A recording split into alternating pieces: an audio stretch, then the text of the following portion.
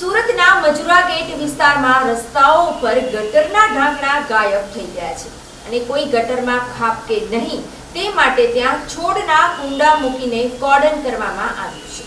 Majura gate, Athwa gate સહિતના વિસ્તારમાં ગટરના ઢાંકણા તૂટેલા નજરે જોવા મળ્યા હતા। મોટી સંખ્યામાં વાહનોની અવરજવર અહીં થતી હોય છે, જેથી અકસ્માતનો ભય પણ સતત તોળાઈ રહ્યો છે। તેમ છતાં તંત્ર આંખ આડા કાન કરી રહ્યું હોવાનું સામે આવ્યું છે। ચોમાસા અગાઉ થયેલી પ્રી મોન્સૂન કામગીરીની પોલ ખુલી ગઈ હોવાનું ફરી એકવાર સામે આવ્યું છે।